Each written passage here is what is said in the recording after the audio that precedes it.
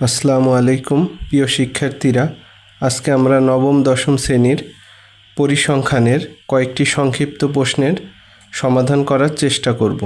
তোমরা দেখতে পাচ্ছ প্রথম প্রশ্নটিতে দেওয়া আছে 43, 50, 40, 38, 33, 45, 20, 36, 60 উপাত্তের পরিসর কত। তাহলে এখানে দেখো বেশ কয়েকটি উপাত্ত রয়েছে, সেই উপাত্তগুলোর পরিসর আমাদেরকে নির্ণয় করতে হবে। তো তোমরা জানো যে পরিসর নির্ণয়ের সূত্রটি হচ্ছে সর্বোচ্চ মান বিয়োগ সর্বনিম্ন মান যোগ 1 অথবা +1।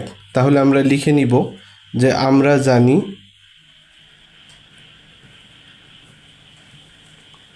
পরিসর সমান সর্বোচ্চ মান বিয়োগ সর্বনিম্ন মান, তারপর ফার্স্ট ব্র্যাকেট শেষ করে দিবে +1। তো এখন দেখো, যেহেতু এটি সংক্ষিপ্ত প্রশ্ন তাই অত বিস্তারিত লেখার প্রয়োজন হবে না। তুমি দেখো এখানে উপাত্তগুলোর মধ্যে সর্বোচ্চ মান হচ্ছে 60 বা 60, সেটা লিখবা, মাইনাস সর্বনিম্ন মান দেখো এখানে সবচেয়ে ছোট মান হচ্ছে 20, সেটা লিখবা। লেখার পর ফার্স্ট ব্র্যাকেট শেষ করবে, তারপর +1। তো এখন 60 থেকে 20 মাইনাস করলে হয় 40 +1 = 41। সুতরাং উপরিউক্ত উপাত্তগুলোর পরিসর হচ্ছে 41। তুমি ইচ্ছে করলে এখানে যে সর্বোচ্চ মান 60 সেটা সাইডে লিখে নিতে পারো এবং সর্বনিম্ন মান যে 20 সেটাও সাইডে লিখে নিতে পারো, এভাবে যে এখানে সর্বোচ্চ মান সমান 60 আর সর্বনিম্ন মান সমান 20। ওকে, এটা লিখলেও হবে, না লিখলেও হবে, তবে লিখলে ভালো হয়।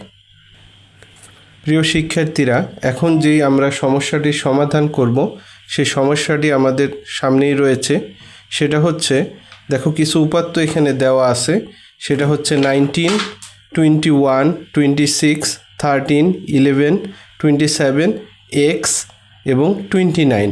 সংখ্যাগুলোর গড় হচ্ছে 16.5 হলে x এর মান নির্ণয় করো।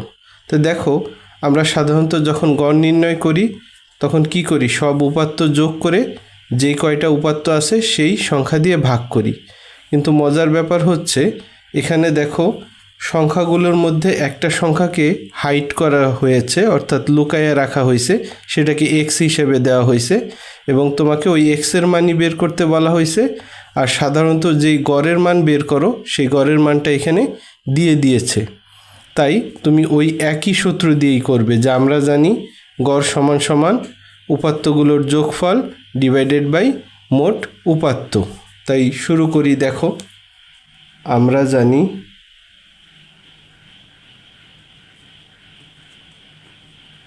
গড় সমান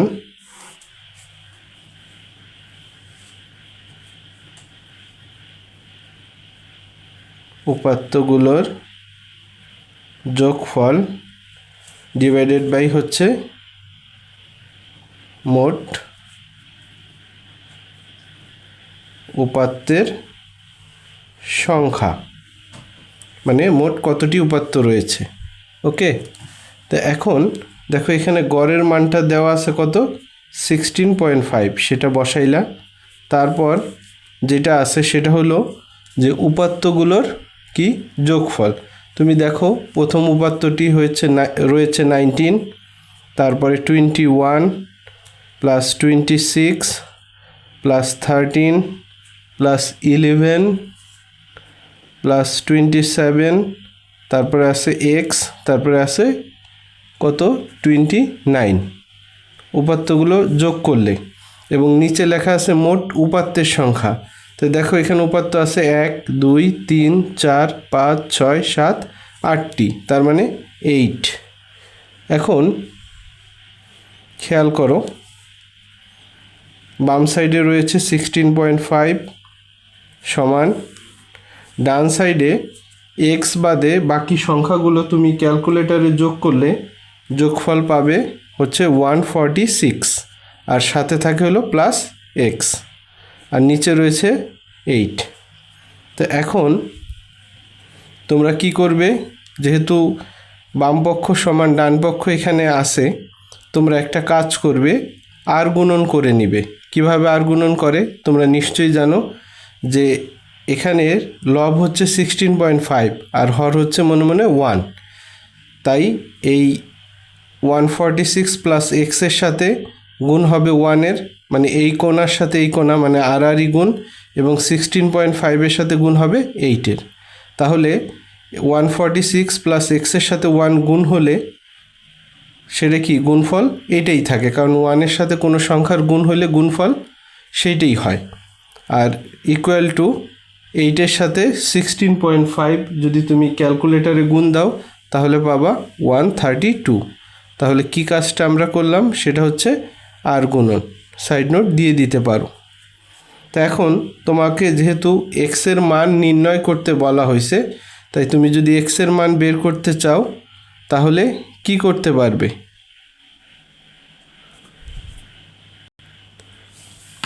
এখন আমরা এক্সের সাথে 146 যেহেতু যোগ আকারে আছে, তাকে ওই সাইডে নিয়ে গেলে সেটা কি হয়ে যাবে, বিয়োগ বা মাইনাস হয়ে যাবে।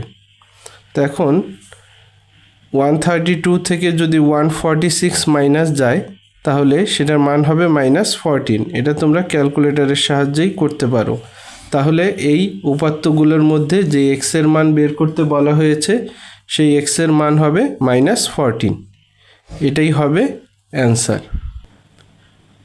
প্রিয় শিক্ষার্থীরা, তোমরা দেখতে পাচ্ছ আরেকটি সংক্ষিপ্ত প্রশ্ন স্ক্রিনের সামনে রয়েছে।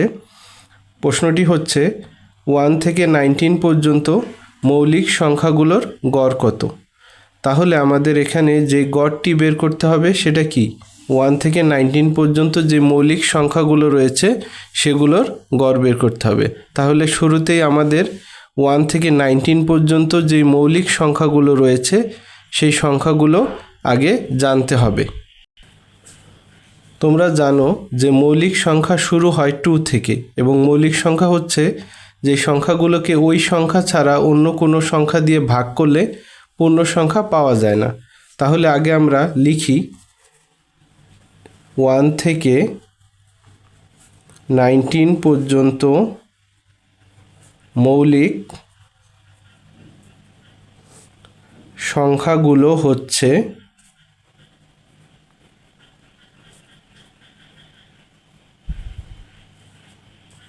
তাই যেহেতু মৌলিক সংখ্যা 2 থেকে শুরু, 2, তারপরে মৌলিক কত 3, কারণ 3কে 3 ছাড়া অন্য কোনো সংখ্যা দিয়ে ভাগ করলে পূর্ণ সংখ্যা পাওয়া যায় না।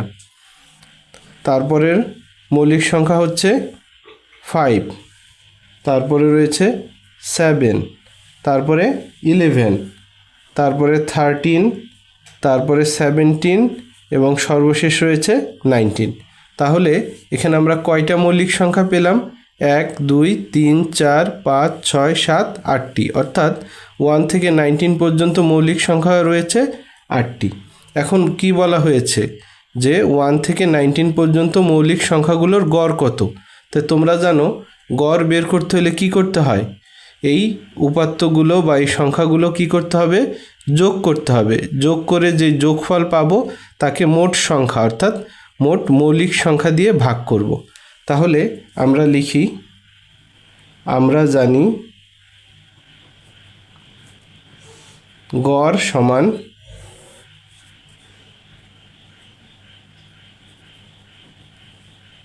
উপাত্তগুলোর যোগফল ডিভাইডেড বাই মোট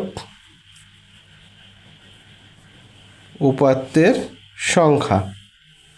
তাহলে তোমরা খেয়াল করো এখানে উপাত্তগুলোর যোগফল করতে হবে। তাহলে আমি উপাত্তগুলো আগে সিরিয়ালি লিখি, 2, তারপরে যোগ বা +3, +5, +7, +11, +13, প্লাস 17 প্লাস 19। আর মোট উপাত্ত আমরা বলেছিলাম কয়টা রয়েছে এখানে, 8টি, মানে 8। এখন ক্যালকুলেটরের সাহায্যে উপরের সংখ্যাগুলো যোগ করলে তুমি মান পাবে হচ্ছে 77, আর নিচে রয়েছে 8। এখন 77কে 8 দিয়ে যদি ভাগ করো ক্যালকুলেটরে, তুমি যে মানটা পাবে সেটা হচ্ছে 9.625। তাহলে এই 1 থেকে 19 পর্যন্ত মৌলিক সংখ্যাগুলোর গড় বের হলো 9.625। প্রিয় শিক্ষার্থীরা, তোমরা দেখতে পাচ্ছ যে আরও একটি সংক্ষিপ্ত প্রশ্ন তোমাদের সামনে রয়েছে।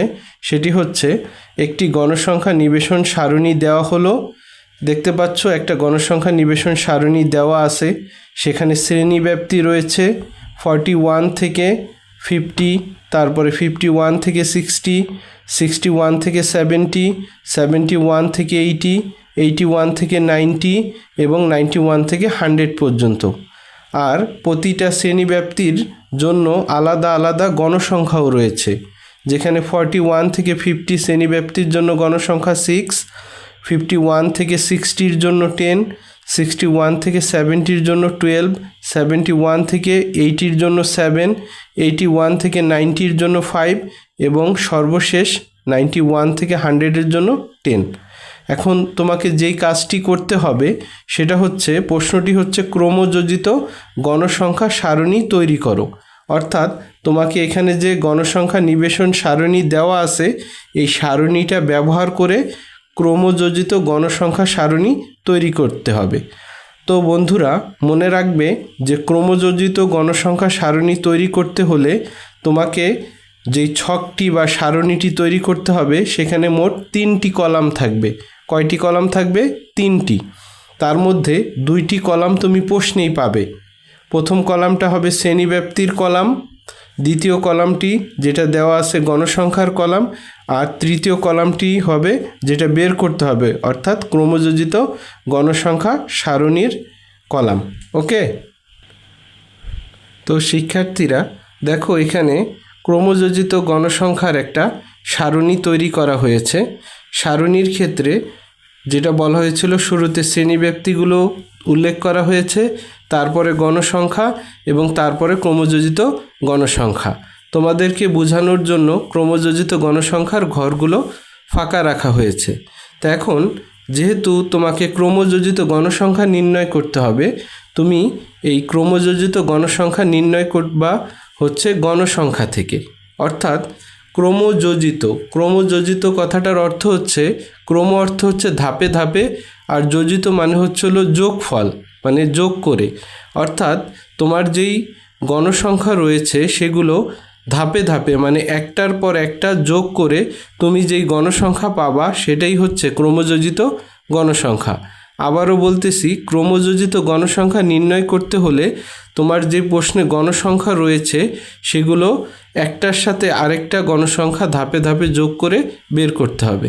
তবে একটা কথা মনে রাখতে হবে, প্রথম যে গণসংখ্যা রয়েছে ক্রমযোজিত গণসংখ্যার ক্ষেত্রে সেই মানটাই হবে ক্রমযোজিত গণসংখ্যার মান। কারণ যেহেতু 6 রয়েছে এখানে, 6-এর সাথে তো আর কোনো সংখ্যার এখানে যোগ নাই, তাই সেখানে ক্রমযোজিত গণসংখ্যা প্রথম কলামে 6ই থাকবে। এখন তুমি যখন ওই কলামের দ্বিতীয় লাইনের কাজ করবে, তখন এই গণসংখ্যা 6-এর সাথে পরের শ্রেণীব্যাপ্তির যে গণসংখ্যা রয়েছে সেটা যোগ করে যোগফলটা ক্রমযোজিত গণসংখ্যার ঘরে লিখবে। অর্থাৎ উপরে রয়েছে 6, তার পরবর্তী গণসংখ্যা রয়েছে 10, তার মানে 6-এর সাথে 10 যোগ হয়ে এই ঘরে ক্রমযোজিত গণসংখ্যার মান বসবে। তাহলে 6 আর 10 যোগ করলে হয় হচ্ছে 16। তারপরে এই 16-এর সাথে পরবর্তী গণসংখ্যা অর্থাৎ 12 যুক্ত হয়ে এই ঘরে ক্রমযোজিত গণসংখ্যার মান বসবে। অর্থাৎ 16 আর 12 যোগ করলে তুমি পাবা হচ্ছে 28। এখন এই 28-এর সাথে কত যোগ করব? পরবর্তী গণসংখ্যা 7 যোগ করলে হয় 35, সেটা এই ঘরে লিখব। এখন এই 35-এর সাথে পরবর্তী গণসংখ্যা 5 যোগ করলে ক্রমযোজিত গণসংখ্যা হয় 40, এবং সর্বশেষ এই 40-র সাথে সর্বশেষ গণসংখ্যা 10-এর যোগ করলে ক্রমযোজিত গণসংখ্যা হয় 50। ওকে, দেখো আমরা সহজ উপায়ে ক্রমযোজিত গণসংখ্যা বের করলাম। তবে তোমরা সবশেষে বুঝতে পারবে তোমাদের ক্রমযোজিত গণসংখ্যার যোগফল ঠিক আছে কি না। সেটা হচ্ছে মোট গণসংখ্যা যত হবে তোমার ক্রমযোজিত গণসংখ্যার যোগফলও তাই হবে, কারণ তুমি গণসংখ্যা থেকেই ক্রমযোজিত গণসংখ্যা নির্ণয় করেছো। তো ধন্যবাদ প্রিয় শিক্ষার্থীরা, আশা করি তোমরা এই কয়েকটি সংক্ষিপ্ত প্রশ্নের উত্তর সঠিকভাবে বুঝতে পেরেছ। সামনে তোমাদেরকে আরও কয়েকটি সংক্ষিপ্ত প্রশ্নের সমাধান ইনশাল্লাহ করে দেওয়া হবে, সেই আশায় থাকলাম। এবং তোমরা ঠিকমতো পড়াশোনা চালিয়ে যাও। তোমাদের সাথে সামনে আবার নতুন কোনো ভিডিওতে ইনশাল্লাহ দেখা হবে। সেই পর্যন্ত সুস্থ থাকো, ভালো থাকো, পড়াশোনা করতে থাকো।